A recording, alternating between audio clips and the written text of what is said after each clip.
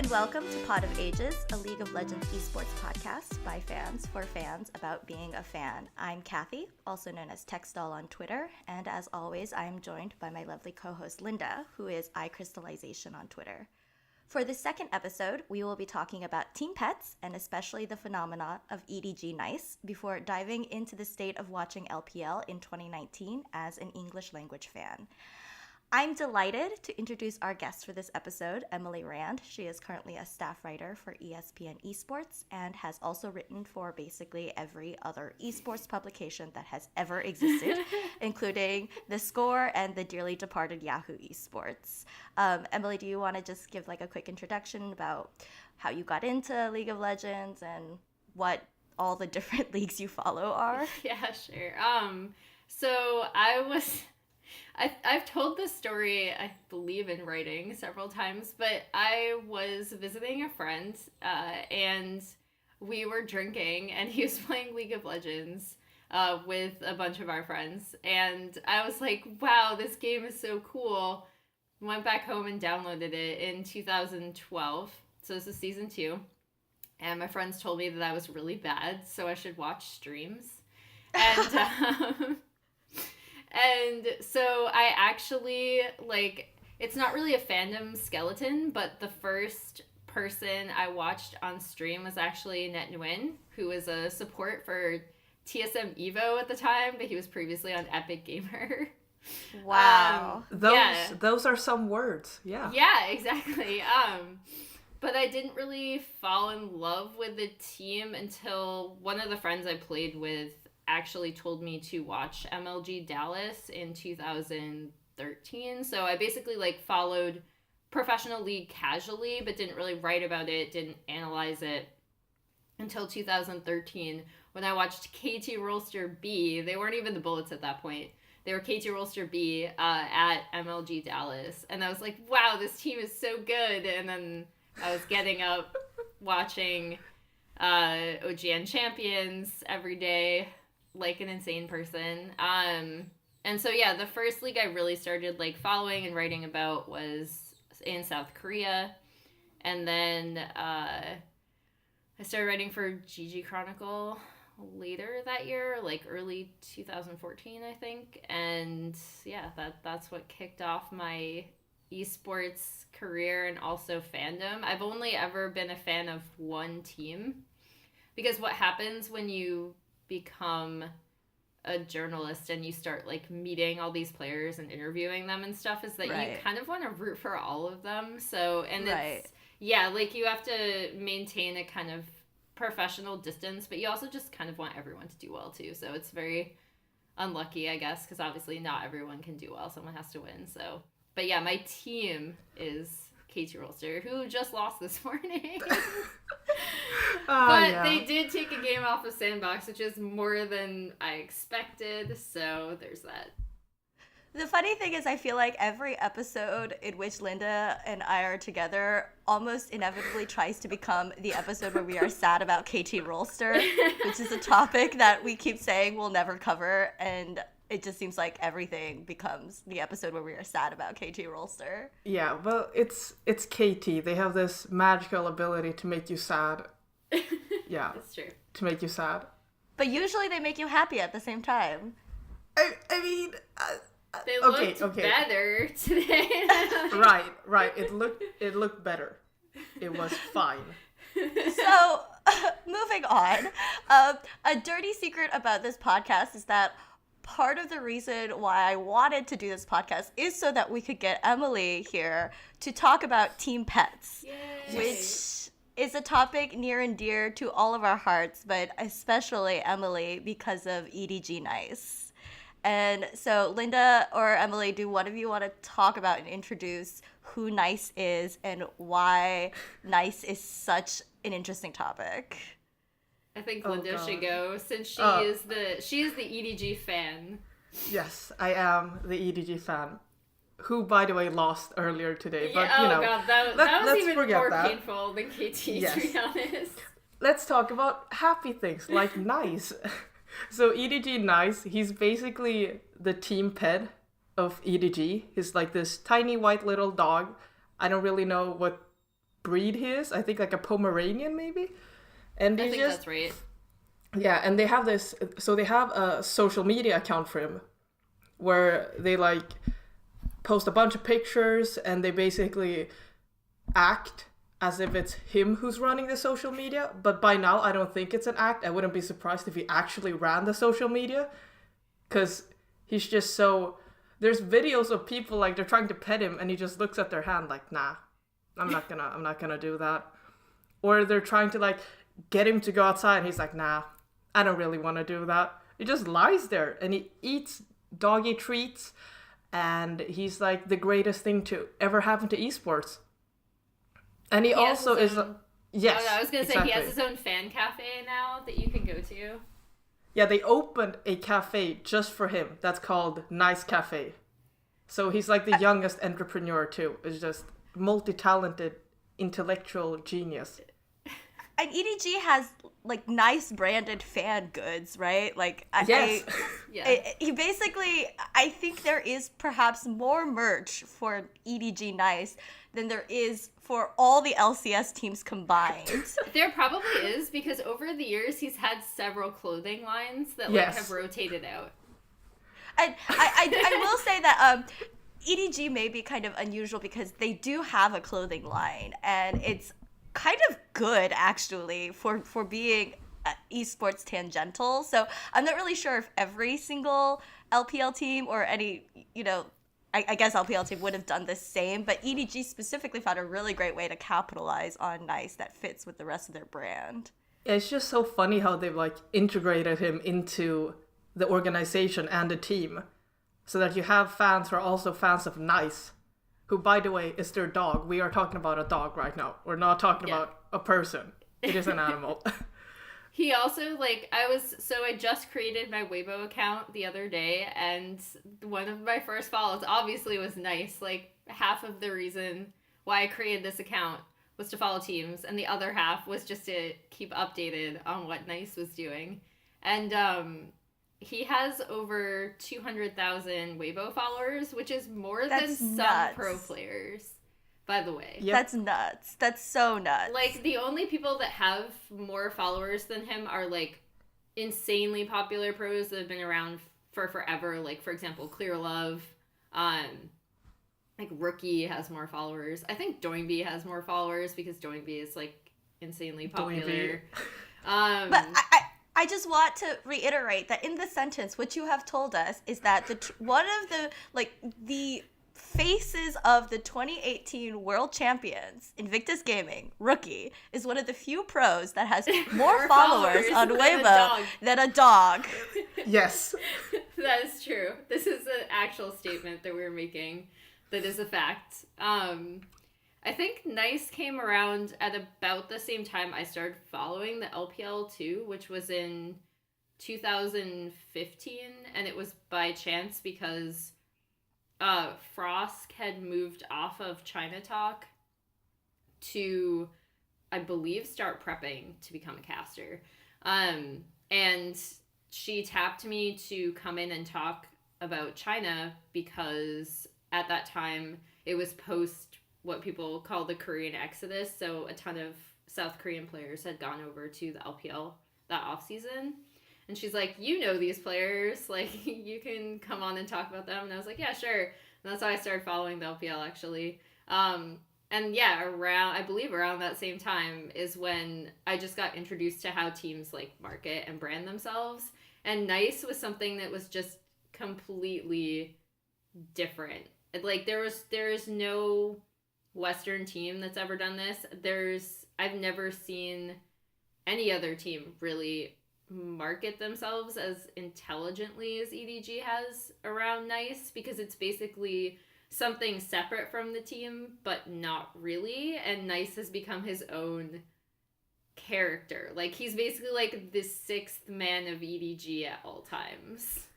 I mean, sometimes I wish he could sub into the game, because I feel like he'd do better than so far of what I've seen, but And so it's funny that you talk about how popular Nice is, and this may be a heretical statement, but I don't actually find Nice to be that cute. Like, So, and the reason How why I talk dare about you. this, I see. This is what I'm saying. So, the reason why I talk about this is, Rock's Tigers at the height of their popularity, Seijun, their manager, had two pets, Poro and Makta. Makta's a cat, and Poro's a dog, and I found their pets to be like far cuter than Nice. But there's just no way without the branding, I think, that you could have that popularity. Like I just don't think if you put Nice in a lineup with other internet famous pets, he's really that cute.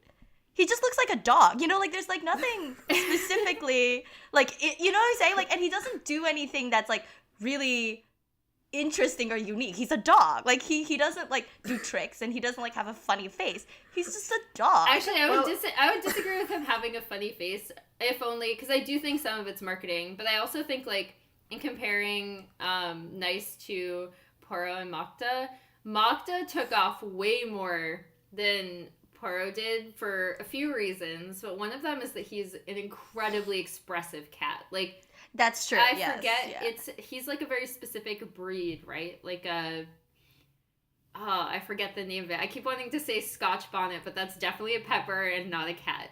He's something fold, like Is a it like a Scottish fold or something? Scottish Yeah, fold. it has something to do with his ears, I think. But he was this insanely like expressive cat from when he was a kitten, and then you had like Gorilla dressing him up in outfits, and he just would look like incredibly miserable the entire time. And I think it was like the way that especially Gorilla and Kuro really like played with Makta and constantly took pictures of him, and you could kind of project your own feelings onto Makta, where he would just be mad because they're dressing me up in outfits again and this sucks. And I feel like Nice is the same way. Like, like Linda said, Nice doesn't always do what they want him to do. Like, he basically just sits at the front of the EDG house because his bed is like right. So by the way, this is a terrible idea if you have a dog. It's right at the front of the house, so he can see everything that's like going on outside, because the EDG like complex, their entire front is all clear like glass.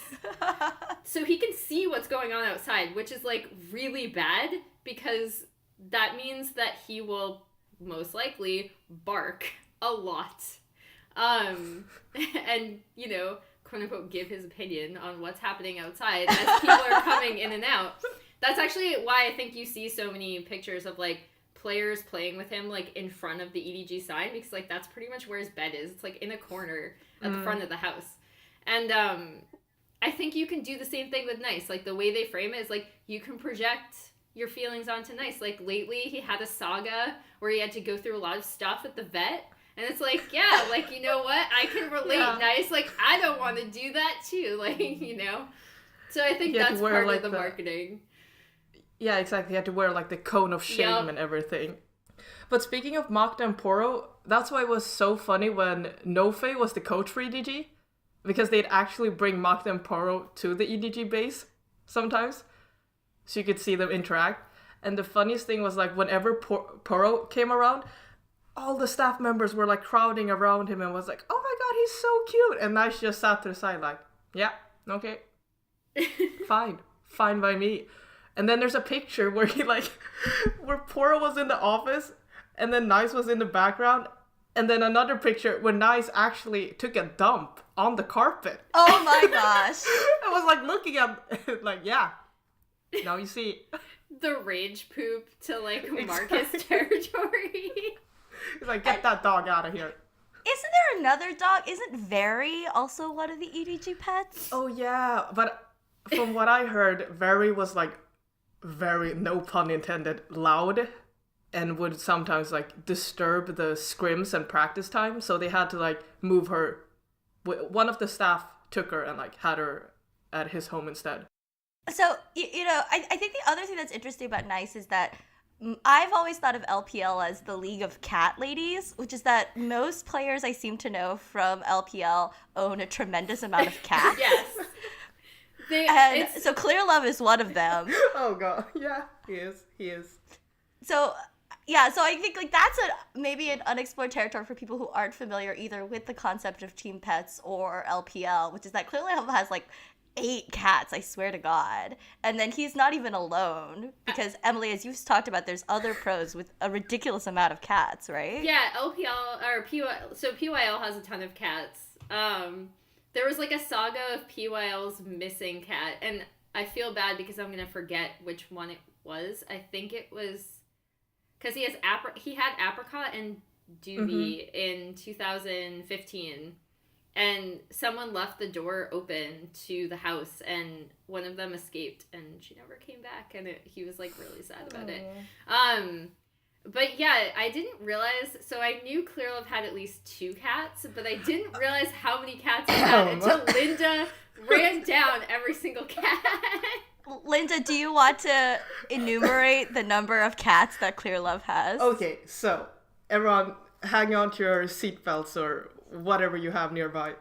So Clearlove, first of all, he has this OG squad, which are 3 cats. The first one is Little 7, and then the second one is Nuo, and then the third one is Yen Yen, and they're basically like from his original ID, which was Nuo Yen, and that's promise in English. So those are the 3, and then one day they got 2 more cats, and one of them is called Xin Xin, which is like star. And then the other one is called Xiao Ruye, which is like little Ruye based on Aaron's name, I think. It's like a mix of Aaron and Clearlove's name. It's weird. I don't know. They talked about it on stream and the whole team was like, that's super weird. But anyways, and then they kept on saying like, oh, little Ruye is little 7's wife. And people are like, okay, yeah, sure, all right. And then a couple months ago, she actually... like gave birth to 2 kittens, and one of them is called Orchid, and then the other one, I think they had to give the other one away. And now apparently Nuo has given birth, or she's awaiting 2 or 3 kittens, and Aaron wants to name them Deft and Mako once they're out. So yeah, that's the story. That's the story of the cats. Linda, do you have any idea where they're kept? Like, I just have a lot of questions because that's a lot of cats. I know. I only own 1, and I know some people who own multiple cats, and, you know, you need, like, commonly what people say is you need 1.5 litter box per cat. Mm-hmm. So I'm sitting there thinking about if you have 7 cats, how many litter boxes that is, who's feeding them, who's playing with them, like, where are they kept? Okay, so I think they have a special room where they keep all the cats, because a lot of fans have like seen them from the windows, like their little boxes where they live and all of that. And then the staff really likes them, so the staff comes and takes care of them, and sometimes Clearlove will come and take care of them. And I think Ray said he's never really had cats before, so he loves them. He's like there all the time and plays with them. Ray is always playing with EDG pets. Like, yeah, exactly. He's constantly playing with Nice too. Whether Nice like wants to play or not. I mean, so I do kind of want to talk about maybe the phenomenon of esport pets in general. As you pointed out, Emily, we don't really have a Western version of Nice. I think the closest that maybe has sort of this feel is when CLG, and I want to say it's Immortals at the time, had sibling dogs, Haru and Maru, right? Yeah. And so they both had their own Twitter accounts, I believe. So Huhi had gotten Haru as a puppy. And so the Haru has kind of been around adjacent to Huhi, and thus, until quite recently, adjacent to CLG as a brand. But it's not like Haru was the CLG pet. Like, Haru was Huhi and his girlfriend Angela's pet. And so... I wonder, you know, is there something specifically about the LPL that created so many team pets? Or is it EDG? Or is it just that, you know, America's so bad at branding things and making cute content like that? I think a lot of it is the latter. I also think, like, so to reiterate, just because... we're going to talk a lot about LPL branding in this episode, I think. The LPL, there are a lot of things that will work in LPL that won't work other places just because of the sheer fan base size. Like, I will throw that out there. Like, I don't think there are certain things. This isn't one of them, by the way, but I will say there are certain things that I don't think would work from a marketing standpoint because there just isn't the fan base. But LPL teams are so good at marketing their players, and in EDG's case, marketing their pets, or even, like, I remember people bringing signs to LGD games with Apricot and Doobie's names on them. Like, they were light up cheerfuls with, like, a cat face.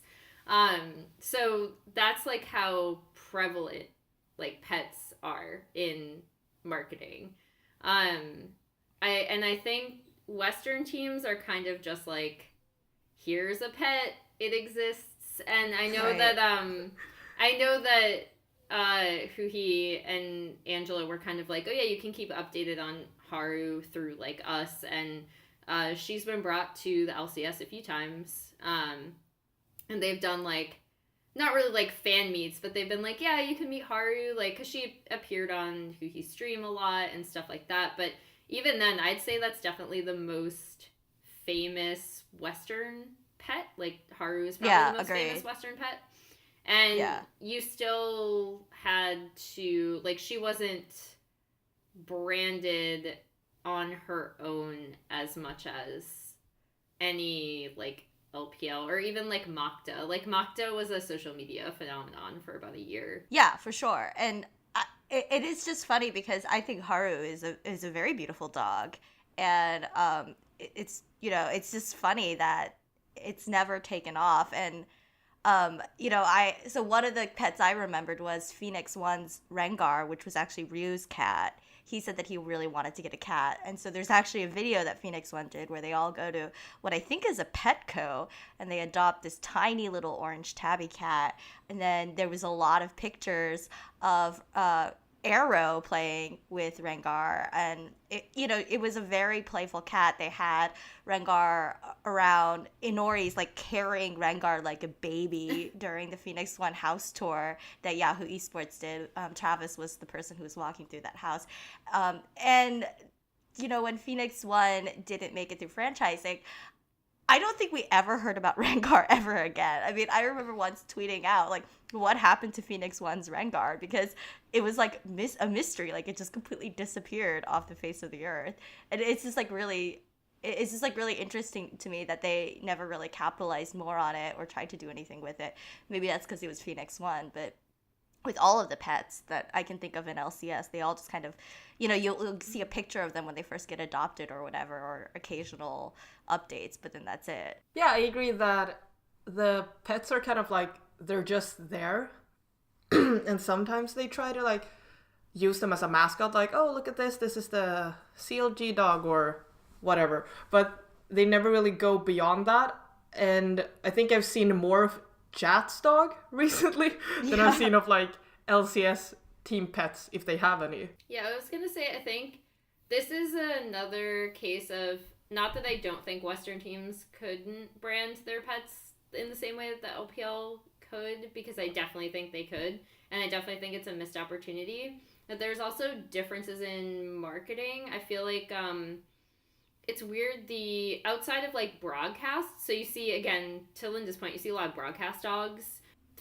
Freak's puns appears quite frequently, or he did appear quite frequently on broadcast. And he has also been to LCS a bunch of times where people have just been like meeting him outside and stuff, almost like a fan meet, which Nice has had several fan meets, as far as I know. But I also think that there's a difference in how teams like to market themselves, with most LCS teams still going like a very traditional Western, or even like, to narrow it down further, like United States traditional sports marketing packages. Mm-hmm. Whereas the LPL, there's all sorts of different styles of marketing, but it's a lot more like you would market, I guess, a pop idol is probably the best like one-to-one comparison. It's not exactly one-to-one, but the differences in marketing, I think, from a traditional sports and a pop idol are close enough that that'd be my best comparison. And so in that, like, marketing a pet becomes different because it's not just like an add-on. It's like, oh yeah, the pet is its own, like EDG Nice is his own brand now. Like, he's part of EDG, but he's also like his own thing. Right. And then I also think that, also to another point that Linda made, if you have more staff, they can help take care of player pets. Because, like, we're joking about, like, pets being marketed and stuff, but, like, Nice is a very well taken care of dog. Like, yes, there's a team of people who takes care of Nice. And I'm not saying they were hired to do that, but they do take care of him very well. And having a pet requires effort. And I think in certain cases, maybe pro players shouldn't have pets if there aren't staff members who are there or someone in their lives who is also there, because being a pro takes a lot of time. Like, you won't always have a schedule where you can definitely go outside and take this dog who needs a ton of exercise because it's like a border collie and it needs to be run outside like a ton and it needs mental stimulation. You know, you won't have time if you're a pro player. And, like, that's okay. It's just, I do think that's another thing that we should mention is that, like, you also shouldn't just be buying a dog for the sake of marketing and then be, like, mistreating it. Like, these LPL pets are living probably better lives than the LPL players. Yeah. You know, and I remember this because, and maybe this is getting a little bit into the weeds, but when Dardoch first adopted his dog, I think he was having, I want to say the dog was having, like, mini seizures or some sort of health problem. And there was this kind of, like, weird backlash where all these people were attacking him on Twitter for not doing more research and investigation into the kind of dog breed that he had adopted and not learned more about you know, the kind of health problems that dog could have. And I think about it now because, you know, to your point, Emily, a lot of these people are, like, they're young, at least to me. I feel like they're young. They've probably not had a responsibility of taking care of themselves, much less a pet. You know, like you said, they probably don't have that much time to take them to the vet. Especially puppies are extremely, you know, they need a lot of attention and training, especially if you don't buy one who's already, like, potty trained or disciplined. And I do think there's something about the idea of the team pet and the team house, which is kind of breaking apart in the Western leagues anyway. Like, more and more, I think we're seeing people who live away from the team house. So there's, like, a workplace that you go into, you know, like the Alienware training facility that Team Liquid has. But even, I think, CLG and when Huhi was last on CLG, he lived separately from the house itself that they were working and training in.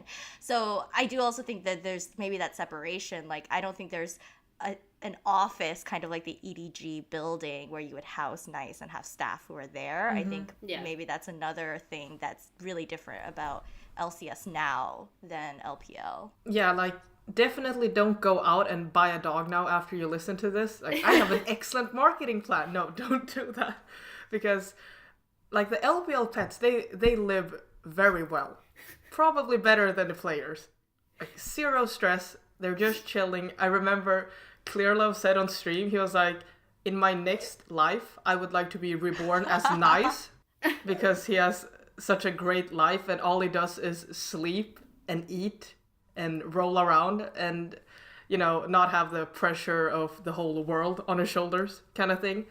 So definitely don't go out and buy a dog just because you feel like you could do a good job marketing and then, like, not take care of your pet. Yeah, and don't buy 7 cats either.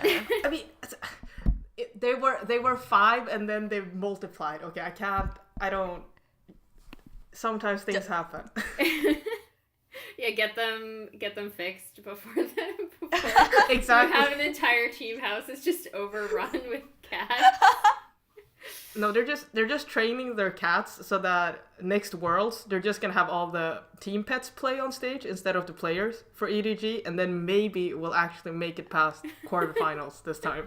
Wow, that's really depressing. That's just my theory. Well, on that note, we're going to move on to our second topic, which is what is up with the LPL, which we've subtitled in our notes as "Convince Kathy to follow the LPL," which probably isn't going to happen. But I wanted to talk about this topic, especially with the two of you, because both of you follow LPL, and I don't. And I do think it is interesting in 2019 to talk about it. One of the things that we've mentioned before is the LPL is a really unique league, and I think there are a lot of lessons to be learned from it. But I also feel like despite the number of excellent and talented players that come from it every year and its dominance now on the international stage, there still seem to be not that many people who follow it closely. And so just, I kind of want to just talk about why that is, or what you guys feel makes LPL interesting or different from the other leagues. So I'm going to say that I think the first barrier, which doesn't exist necessarily anymore, sometimes it still happens, but for the most part, we're pretty good because we have a regular English broadcast that is actually located in China. But even so, when I kind of lied earlier. I did start watching the LPL in 2014 because INSEC went to Starhorn Royal Club and Zero went to Starhorn Royal Club, and I was like, okay, I'll see how they do because, ex-KT members. And by the way, those Starhorn Royal Club OMG games are not something I would ever recommend anyone watch. Going through the playoffs and the gauntlet to qualify for Worlds, there's a reason why people were kind of down on Starhorn and were pleasantly surprised when they made it to the finals that year. But it was really difficult to watch the LPL before. There was an English broadcast that was started by Kelsey Mosier and Frost Guerin that was good in terms of they were covering the LPL in English, but they had a lot of technical issues, and technical issues are very common when you're trying to watch the LPL. There's a lot of internet issues that are beyond people's control, and then also just there were always pauses. There's always pauses in the LPL. You will always have lengthy pauses no matter what. It happened at the beginning, and even though it's gotten better because again, we went from English casts having to do a relay broadcast basically, or a restream, into having their own feed because they're actually in Shanghai.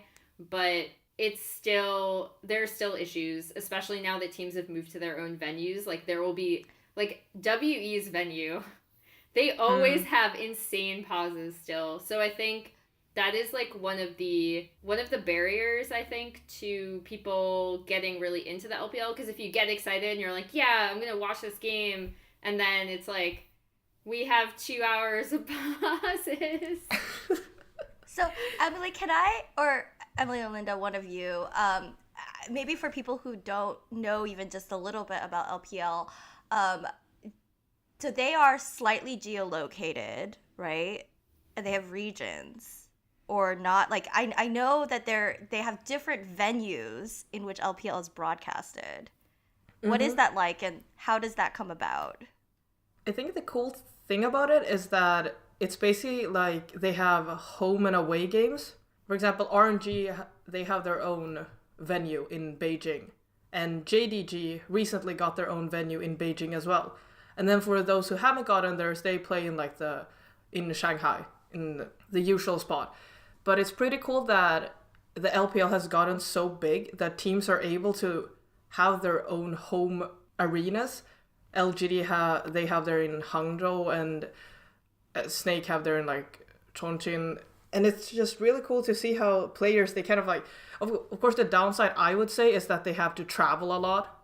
If you have a game in Hangzhou, you have to travel over there, and then you have to go back to Shanghai for that game. But I think that it's really telling of just how big and how valuable the LPL is, that they're willing to spend money and build stadiums in different cities for their teams. Just on a technical basis, though, how does that work? So if you are playing RNG, do you have to play in Beijing, or is it if RNG starts on blue side or whatever, then that game is in Beijing? How do they pick what venue it is? Basically, I think that Oh, yeah. Oh, no, I was just going to You say, go. they've been integrating. So this started last year. I actually didn't think it was going to work and was pleasantly surprised when, like, fans, because I feel like a lot of fans of these teams, especially, like, I think I underestimated, the one team that I really underestimated their popularity was Snake. Like, that venue is, and it's like a smaller venue in comparison to something like RNG, where they can expect a ton of people to show up every week. But it's still, I was surprised at how many fans show up to Snake games, like, every week. And the marketing they've done in Chongqing, which is, like, insanely good. They've really embraced the city, and the city has embraced Snake, which is not something I expected. But they're the furthest venue, and they were also one of the first. So the way they did it was they would basically do, like, block scheduling. So there'd be a bunch of Snake home games, like, at once, basically. And then Snake would travel back to Shanghai for their, like, away games to go against other teams.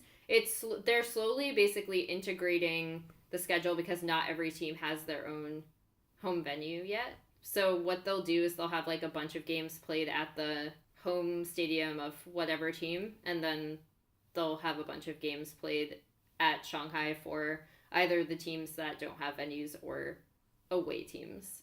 And is that how we got the thing where, like, RNG has only played twice before the Lunar New Year? That's something else that we just, like, don't... We don't... There's like this conspiracy theory that RNG, just like Afromo, is the puppeteer or puppet master of the LPL region. And it's like, oh, they pulled some strings, so they only had to play 2 games because Uzi can't play, and if Uzi isn't there, then RNG will suck, even though they have Xiaohu and Karsa and, Ming. But I don't know those players. I only know Uzi. And if they don't have him, they will suck. And that is why RNG are shady. Something like that. I feel like that's so strange. People should follow the LPL just for their conspiracy theories. So, oh god, reasons to follow the LPL are A, teams just have, like, really good branding. B, the play style. So, like, LPL went through this, like, insane. I say it happened at Rift Rivals. There's this, like, photo of all of these 3 team, like, stabs and coaches meeting at, like, 2 a.m. under a street lamp, being like, guys, how about we try working together? And you have no idea what a revolutionary idea for LPL teams this was, because before, they would just troll each other in scrims. So, like, scrims were not adequate practice, and that's why you saw a lot of, like, LPL has always been known for, A, scouting players based on their solo queue talent, but not because of how well they'll, like, get along on a team. It's just like, hey, you're really good, you can go for the 1v1, let's do it, like, you're on the team, congrats. And that has led to a lot of problems, and there's always this idea that you have to, like, outdo your opponent, like, no matter what. Like, regardless of what the team is doing, regardless of objectives, you are gonna kill the person that you're going up against, always. Right. And that is it. And so it's led to, like, it became a meme for a while, but that's where, like, the Chinese aggression meme came from, because a lot of these LPL teams, they just had these super hyper aggressive players that were used to playing in solo queue, and the teams didn't get good practice from scrims, and the teams didn't work together. Like, they didn't realize that, like, the scrimming and the LPL itself is, like, an ecosystem where teams can actually help each other out to improve. And that's, like, actually a very recent thing in the LPL, and it really started at Rift Rivals, and you can actually trace the success of LPL teams internationally from that Rift Rivals on, because they've done So this is your conspiracy theory, This is my Emily Rand. conspiracy theory. That Rift Rivals started it all, and that's how the LPL learned to get along to some extent, and that is what has led to their dominance over the past, like, year and a half. Yeah, I'll hop on board that conspiracy theory as well, because I also firmly believe that Rift Rivals started it all. So, there are 16 LPL teams, right? Mm-hmm. And some of them are much older than others, because there's a couple of newer teams that came in.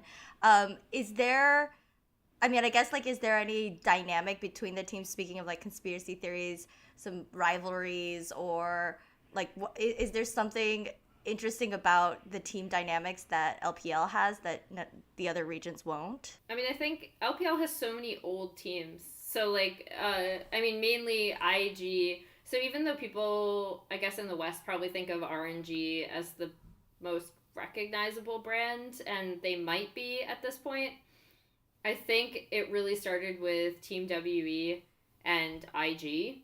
Those are actually two of the oldest organizations in League of Legends, alongside some of the, I think alongside probably TSM and CLG, right? And then I'm trying to think when Fnatic started coming into League.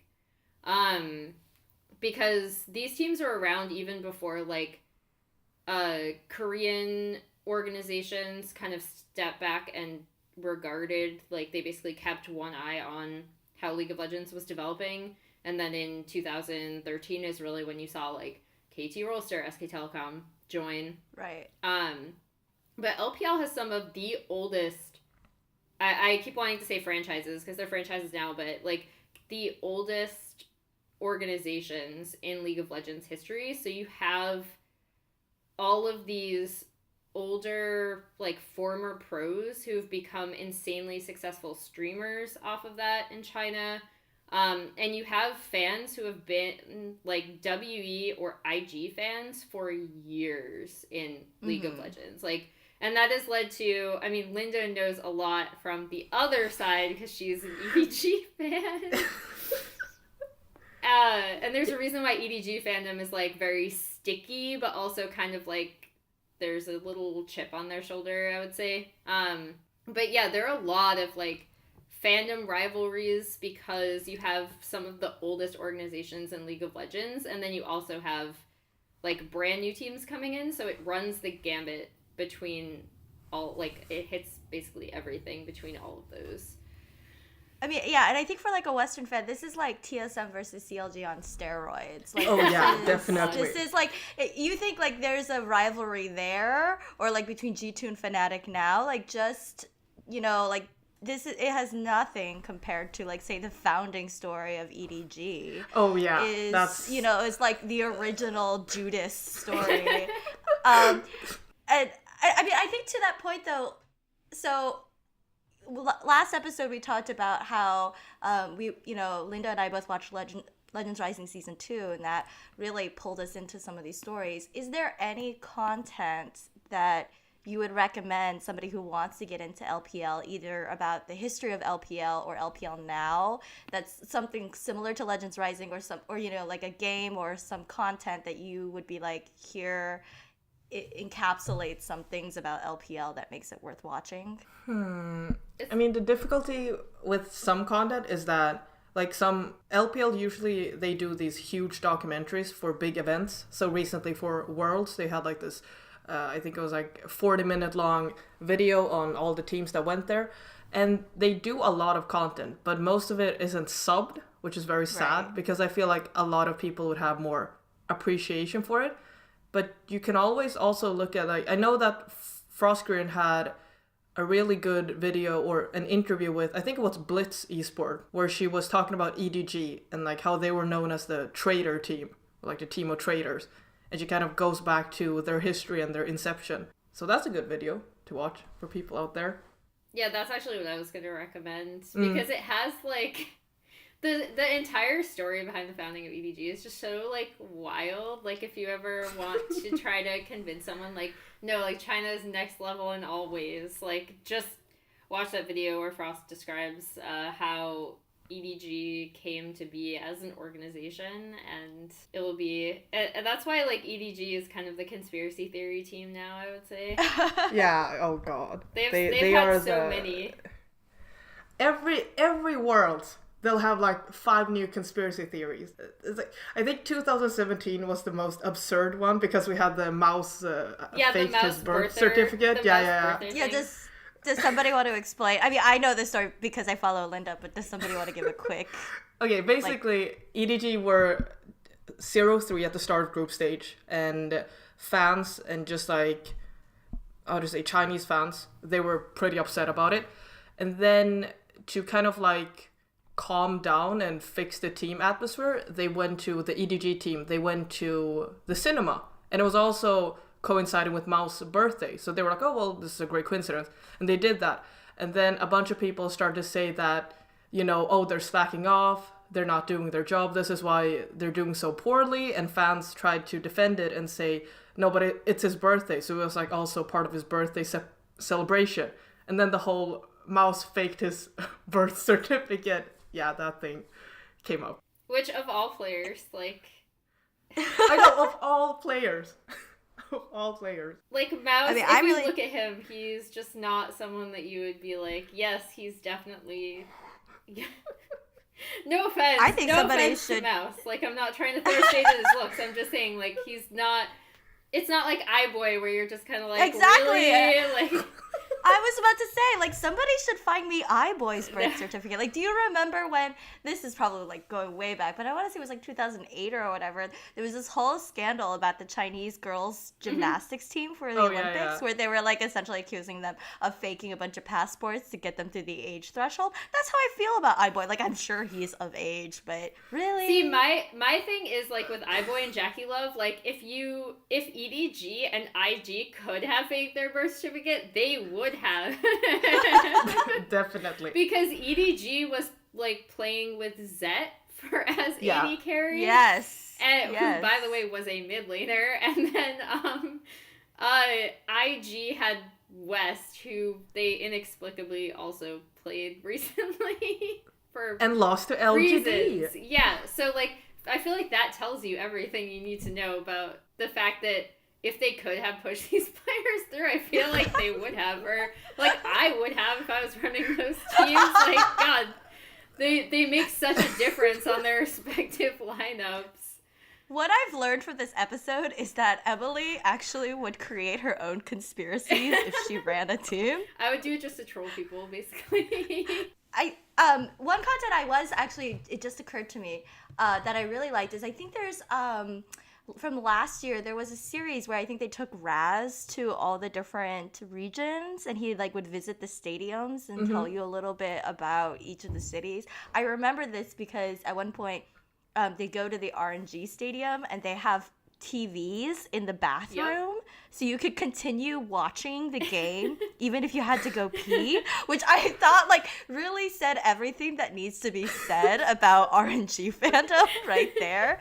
It was just a lot. And I mean, they were nice TVs, like they were like flat screen huge TVs on the wall. And I guess like that's something that I think a lot of us forget about the LPL fandom is that there's just because of how many people there are in China, there's so many of them, and they could really fill a stadium and, like Emily, you were saying, do things that I don't think, just from a sheer numbers perspective, I could see happening in any other league. Like the kind of merch that they move at the volumes they move, they could just do things that I just wish that we could bring to LCS, but I have just no idea how we would do those things in LCS. Yeah, I think it ties into how people, again, like, I kind of explained the differences in marketing, but I think that LPL, if there's one thing that I want to commend them for that I think could be used a lot more for Western teams, it's that they market themselves to, like, every type of fan that they can have, right? So, like, they will market themselves to basically as many ages and genders as possible to get as much like merchandise and content moved as possible. And I think that is something that like Western teams sometimes overlook, or they get stuck in like really specific marketing ruts that follow traditional sports again. Whereas like there's a lot of stuff sold in the LPL that you would think like, why is this, like, why would someone want a nice sweater? But then, like, also, why wouldn't you want a nice sweater, right? Like, as in a sweater with Nice's face on it. Or, like, they also have like, so if you're not into that, like if you don't want a pink sweater with nice knitted on it, which is like why, but why wouldn't you? If you don't want that, you can go like down the streetwear route where like EDG will have an entire like black, white, and red like streetwear line along the lines of like Supreme or something, where it's like limited edition and you can only get it for a limited amount of time, and it's, you know, just like normal kind of streetwear looking stuff that appeals to guys or like that specific demographic. And so I think the LPL is really good at marketing to a lot of demographics. I agree, and I also have a pink nice sweater at home, which you should all buy if you have the chance, because it's great. Anyways, this isn't a marketing time for EDG, but I agree that the LPL, they do consider all kinds of fans, and as someone who is a fan of LPL, I've never really felt that it was weird that, oh, this team has a lot of fangirls, for example, because sometimes I feel like the Western League, they kind of try to, not that they intentionally exclude fangirls or like women who are fans of their teams, but they just kind of forget about them in their marketing. Like when they try to launch new merch, it's like, oh, here's like a bunch of different t-shirts, and you click on like women's section, it's like a tank top. And that's it. That is the tank top. And I feel like it kind of sends out these unintentional signals that is like, oh, am I supposed to be in this space, or am I kind of like infringing on this territory? Like, do they see girls as actual fans, or like how do they see them as, or is it or are they just like, ooh, a sudden phenomena, fangirls? Girls who like games? I've never heard of it before. While in the LPL, and also I would say LCK, they do value all kinds of fans, and they try to market themselves and give content like based on all different kinds of people that could be potential fans. Yeah, I totally agree. And I mean, one thing that I remember is that Enish and Superplay, which are the two kind of merchandise warehouses, I don't know how, like aggregators, I don't know how to say what they are, but they sell merch for the LCK teams. And some of the stuff just seems like no-brainer stuff for women, like tote bags, water bottles, lanyards. One thing that I know that they sell, and this is something that Kongdu used to do when they were still Kongdu, was sell like phone cases and the little light up signs, like the little light up cheerful light sticks that you could take to a game. And I feel like that stuff that just feels like no brainer to me, right? Like if you could go buy a cheerful or a poster for the LCS team, so you could go, when you go to the game, you take that thing and that, you know, could wave it in the crowd. It doesn't all have to be jerseys or hats. And like even you know, I would say that probably the team that I for LCS that has its marketing most, you know, on point would be Team Liquid, and even they just seem to just do clothing, which is fine. But like when you think about the stuff that LPL gives you, there's like cups and stationery. Like, doesn't EDG come out with like a stationery line every year? And they also have like a calendar for every year. Those are just little things that, you know, and I don't know how much of this is just because of the volume that they can move, so that makes sense. But just to me, to be able to buy a pre-printed TL sign that I could go and get like signed by the players when I go to LCS seems like something that you could make really easily and appeal to fans that maybe don't want to shell out $80 for a jersey. Yeah, I think that's another thing. The monetary aspect is another thing, because like, for example, obviously this is a League of Legends podcast, but I was at Overwatch League this past week, and there were a ton of people with Runaway Light Sticks, which is a team from South Korea, and they had like a pink light stick because their color was like pink with a, like, I guess teal and black like Runaway like logo across the front. And there were a ton of people who had those light sticks in the crowd for when that same roster made their debut as the Vancouver Titans. And those light sticks are probably, like, I looked at a KT one when I was in Korea.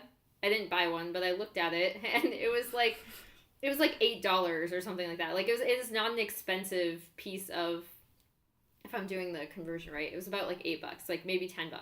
That's still like something that is really easy to have, and it's also something that is like if there's anything, the monetary aspect is another thing that I would say. Like, it doesn't always have to be these $80 jackets or sweatshirts, right? Like, it can be like a light stick that you hold up, or like, since that's not a common thing in the US, like, it can be a sign that you just hold up and you can get signed by players, like Kathy said. So I think that's another aspect of it, is that LPL teams specifically, but also just East Asian teams, tend to have a really good idea of how to have merchandise for like every level too. So like, if I was a high school student, for example, and I have no money, like I can still buy something for $10 that I can bring to a game and be like, yeah, like I'm gonna root for my team.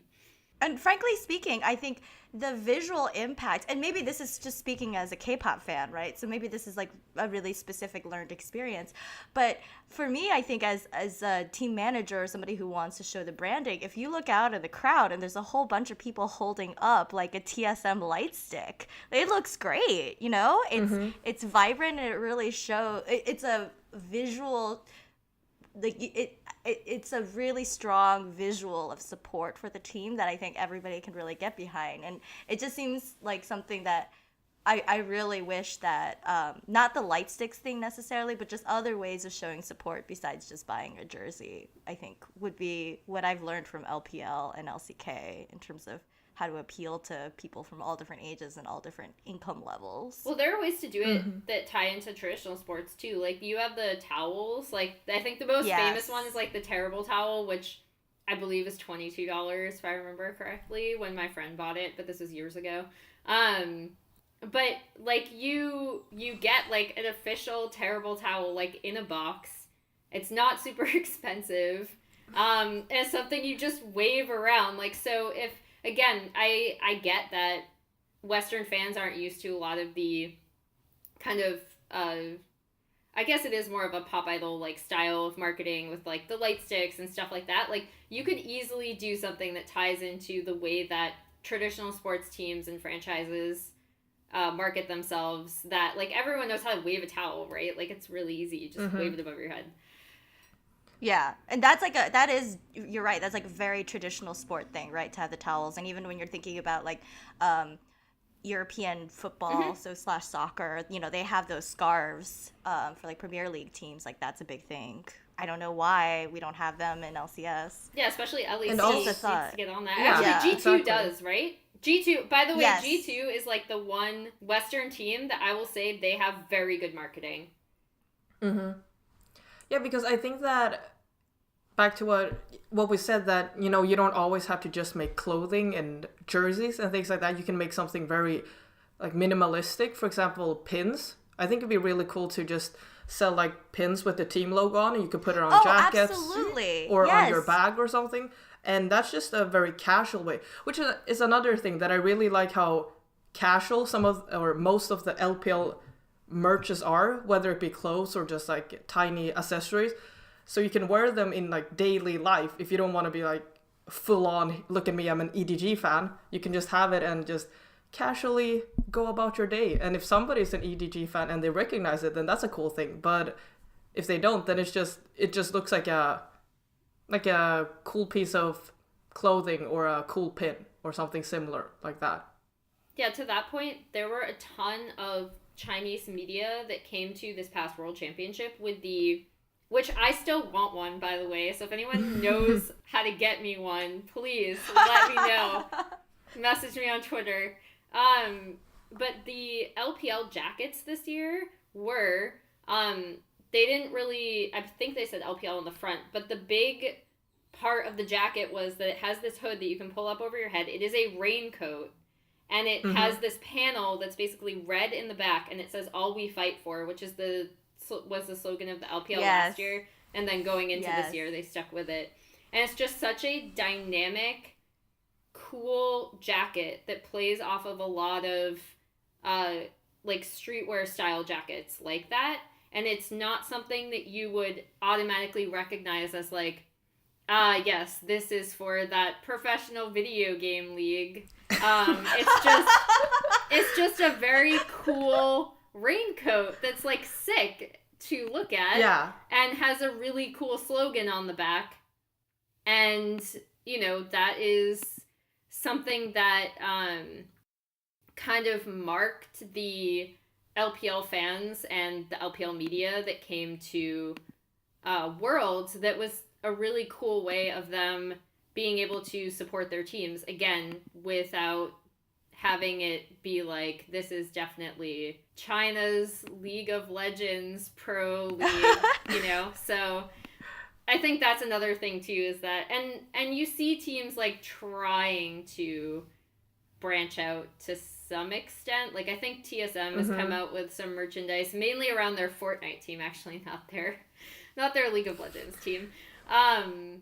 And TL is kind of starting to do it with some of their streetwear stuff too, like the latest sweatshirts they have with like the geolocation on it or whatever. Yeah, those ones.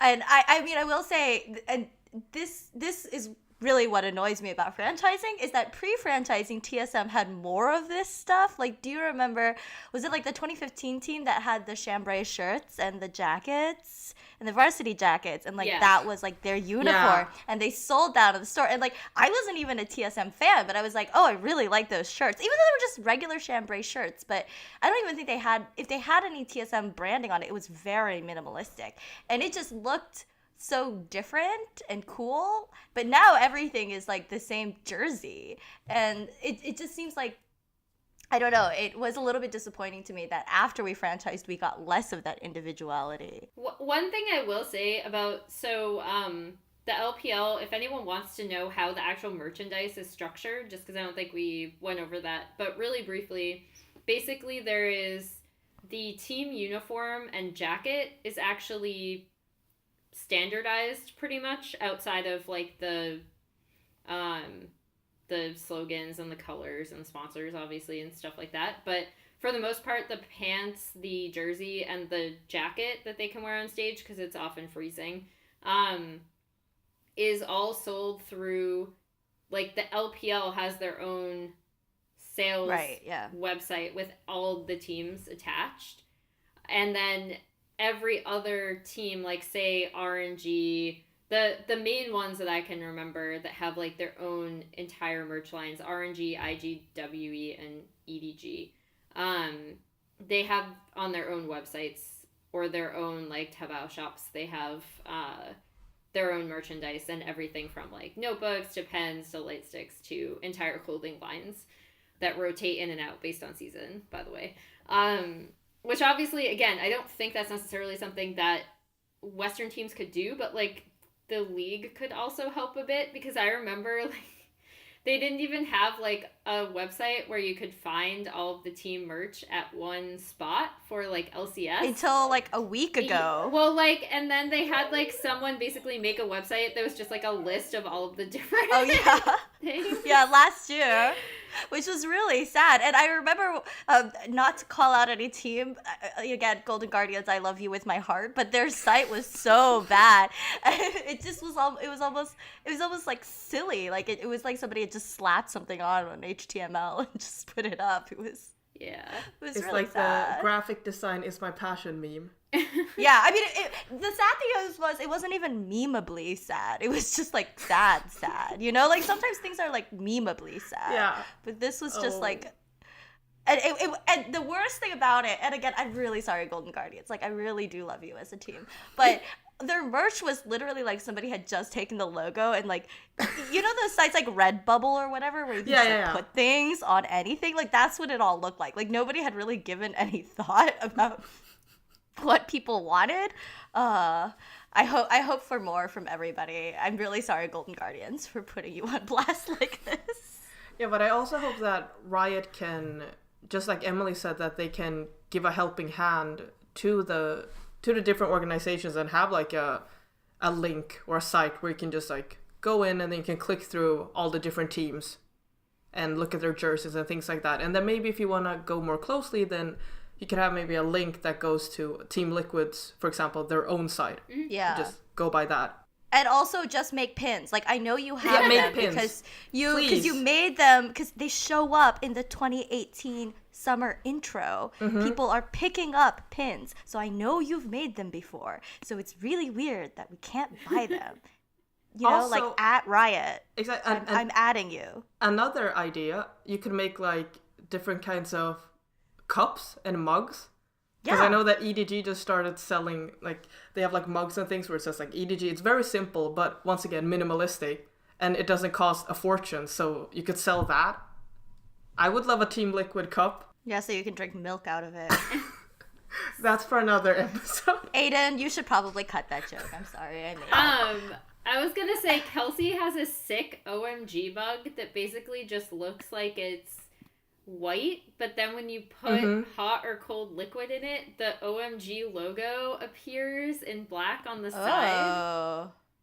Oh, yeah, I've seen that nowadays. Many LPL teams are starting to do that. They have like the cup and then you fill it with, I think it's mostly hot liquid because in China people drink hot water a lot more than cold. And then it fills up like the colors and things like that on the side. So I did think, I was looking it up really quickly because I was like, I swear to God, G2 has pins. And they do. They sell them on their website. So once again, props to G2 because I actually do think their branding of all Western teams is the best in terms of the way that they've tried to brand the team, the fact that they have like their own merch that is kind of separate from, I mean, they have several teams, but separate from like their League of Legends team or any of the other teams that they own. And yeah, they also have keychains and pins. So if you just wanted to show fandom in like a really more discreet and small way that doesn't cost much, you can also do that too. And I'm not a G2 fan. I was trying to think of a Western team, like what Western team actually does as well. And G2 does. And I expect everybody to give us our royalties after this episode. Also, 100 Thieves, I will say, because because they already had it down with Nadeshot. With Nadeshot. And they already had that full, like, streetwear branding. They have kept that up in the LCS. And you know what? Like, people might make fun of it and be like, 100 Thieves just do, like, buy my clothes kind of thing. But they're trying and they have good merchandise. So... Yes. No, I agree. That's true. That's another org that we should call out instead of trashing everybody. So 100 Thieves in G2, you get like gold stars, and everyone else is like, Everybody else, you're on notice. Exactly. Well, I think we're gonna move into our recommendations portion. Emily, what would you like to recommend this week? So I actually came up with 2 recommendations that you guys had already used and or are going to mention. So mine is a throwaway if you want to see some of the intros that LPL and Chinese tournaments come up with. There have been a few that have kind of made it to the West, like the one where I think it's 2016 with Uzi smashing the keyboard, 2016 spring, I believe, if I remember correctly. But there's one for the Demacia Cup Winter 2015 where there is a woman fighting with a sword. We have horses. We have a lion in a cage that's released. We have teams walking through snow, and we have Clear Love drinking wine with a skeleton. Yeah. And if that doesn't convince you to watch the LPL, then... And I might point out that I watched this right before we started recording this episode, and Emily is just, in fact, narrating what you see on screen. Like, there's no more context. She's not exaggerating. That's what you see when you open this video. And it doesn't tell a story. It's just like, these are images. Clear Love is drinking wine with a skeleton. Like, that's it. To be fair, I think that the skeleton is supposed to represent how EDG fans feel whenever they look at EDG when they play. And Clear Love's like, it's okay. And the skeleton's just like, yeah, all right, fine. So you're saying it's like boyfriend content, only Exactly. you're a skeleton. They're so diverse, you know? Look, they just think outside the box. Oh, their minds. Wow. Linda is a true EDG stan. Well, I mean, I'm in it for the long haul, you know? You gotta just stick through it. Linda, what do you want to recommend this week? Okay, so the thing I want to recommend is that I want to first give a shout out to the LEC because I feel like they've really been killing it with the content lately. Like, they've really been making their own identity and, like, making themselves stand out. And I really like the mediocre rap battle of LEC between Dracos and Vedias, where they rap about G2 and Misfits for Match of the Week, which was, by the way, really painful. Don't watch it if you're a Misfits fan, please. Don't watch it. Don't watch it. I, the Misfits fan, recommend you not watch that game. But I just really like how the LEC, they've kind of found this balance between not taking themselves that seriously and still keeping, like, a serious tone when it should be serious. So definitely watch that. I agree. It's a really funny video. So a couple of things, like both the mascots, Fidget, which is the Misfits rabbit, and does anybody know if the G2 Samurai has a name? I just call it the I Samurai. think it's just... Yeah. Okay. So the G2 Samurai and Fidget both show up. Dracos actually has a couple of pretty good rhymes. It's expertly produced. And it's a lot longer than I thought it was going to be when I first started listening to it. It has 2 verses, so it's pretty real. Mm-hmm. So my recommendation was going to be the most recent episode of Euphoria, which was supposed to be about making an EU super team, but then I think it was both Yamato Cannon and Dracos had to drop out, so it was Shox and Frosk just doing a duo cast. And Emily, do you want to talk a little bit about this? Because I know this was going to be your recommendation too, before I stole it from you. Yeah, I just think it's really, I guess, rare that you just get a sit-down interview like this. Not only between 2 women, but just in general, like a very relaxed kind of sit-down interview back and forth. I think we don't get a lot of content like this just in general based on structure, because the typical podcast, which the Euphoria podcast is good and I recommend people listen to it, but you know, it's more of a, I guess, a structured thing where, you know, they have a guest on and they talk about the games of the past week and they ask the guest about you know, their team and how things are going, and they make a silly bet at the end. But this is just a really, like, candid kind of sit down back and forth that I think we don't get a lot of, even between, like, an interviewer and a pro player. So yeah, for sure. And I think, you know, some people might be like, oh, well, is the episode just about being women in esports? Because I think the title of the episode is Women in Esports, but it's actually much more than that. I think it's pretty rare to have just a conversation between 2 industry professionals too, talking about their experiences and what makes certain parts of their job hard. And so just even outside of, you know, questions or issues about gender or the kind of hate that they've received, there's a lot in there about the kind of work they put in to make an LAC broadcast that I think is really fascinating. If you have any interest at all in hearing what their day-to-day lives are like when they're not on camera and just how much work is put in, and their vision of what they want a good and responsible broadcast to look and sound like, it's great. And that's just not content that I think, like Emily said, is available elsewhere. So yeah, I was gonna say, regardless of your gender, I think it actually also gives a really good overview of, like, people constantly ask, like, how do I get into esports, or what should I start, like, doing to get into esports. And in this episode, Shox tells her, like, not only her background in university and, you know, her training, but also just how she started. Which is, I think a lot of us that started a long time ago, it's a lot different now, and she brings up some of the differences as well between, like, when she came up and also, like, what she had to do and how more acceptable, I guess it was, to, like, not get paid. Because, like, I started the same way, too, right? Like, I just did it as a hobby, and, like, I wasn't getting paid for it. I was just like, I'm going to rant about KT Rolster and how they suck. Which is kind of funny, because I think people assume because I'm a fan, I'm going to be really lenient on them, but it's actually like quite the Oh, no. opposite. No. If anything, I dunk on them probably harder than someone should.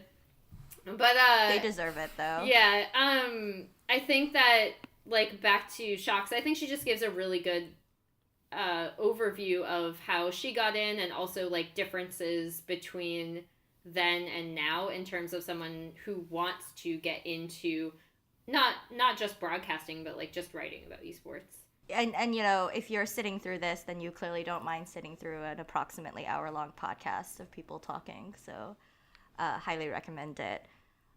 So I think that brings us to the end of this episode. Emily, thank you so much for joining us. No, thanks for having me. Where can people find more of you and your work? So anything I write or video interviews that I happen to do, which I'm doing more of, definitely give me feedback on those, because that's something I haven't had to do, like any sort of broadcasting or on-camera work since I'd say starting mid last year. Previously, my only experience between that was in college when I was studying. So yeah, definitely give me feedback on videos if you have it. And they'll all be at ESPN Esports, or you can follow my Twitter at League of Emily. And Linda, thank you for being willing to do this with me. Thank you for organizing everything all the time. And where can people find you? Well, you can find me screaming about things on Twitter. iCrystallization, if you're interested to follow emotional rants and very passionate ways that you can write I will say that if any of you want to learn more about Nice and do not want to make your own Weibo account / cannot speak Chinese, Linda is probably the best resource for Western fans who want to get into Nice fandom. So if anything in this episode has convinced you need to learn more about Nice, hit up Linda ASAP. And so I want to thank everybody for listening. I'm Kathy. I'm TextDoll on Twitter. Pod of Ages is available on Spotify, SoundCloud, and YouTube if you just want to search for us there. Please send any questions, comments, or suggestions to our Twitter account, which is also Pod of Ages at Twitter. And again, thank you all for listening, and see you in 2 weeks. Bye. Bye.